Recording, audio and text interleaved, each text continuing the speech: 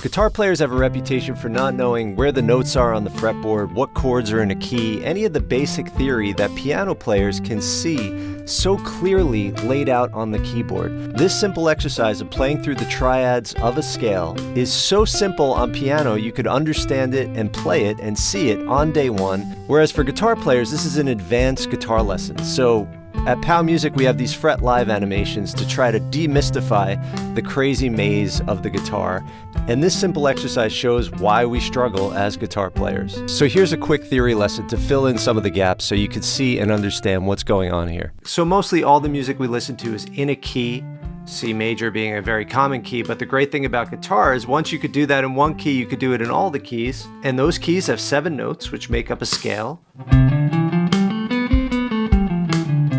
And then from each of those 7 notes in a key, we could build a corresponding triad, which is our most basic kind of chord. And we do that by starting on a note in the key, skipping a note to get to the second note of the triad, and then skipping another note to get to the third note of the triad. When we do this in any major key, the triads or chords built from the 1st, 4th, and 5th note will be major, 1, 4, and 5. The chords built from the 2nd, 3rd, and 6th note will be minor, the 2, 3, and 6 chord, and then the chord built from the 7th note will be diminished. Each of these triads has a root, 3rd, and 5th. Those are the 3 notes of the triad. Major triads have a major 3rd and a perfect 5th. Minor triads have a minor 3rd and a perfect 5th. Diminished triads have a minor 3rd and a diminished 5th. And this refers to the intervals relative to the starting note. A minor 3rd is 1 half step or 1 fret closer to the starting note than a major 3rd.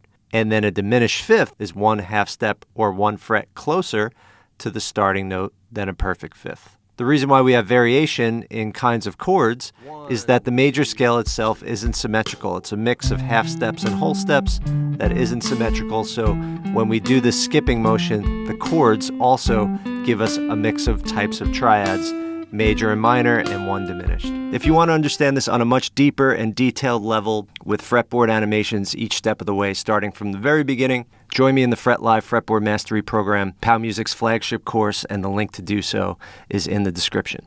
And so here's those chords in the key of C played in a very typical way. We have C major, D minor, E minor, F, G, A minor, B diminished, C. You might have started putting all the chords together in any one place, like this.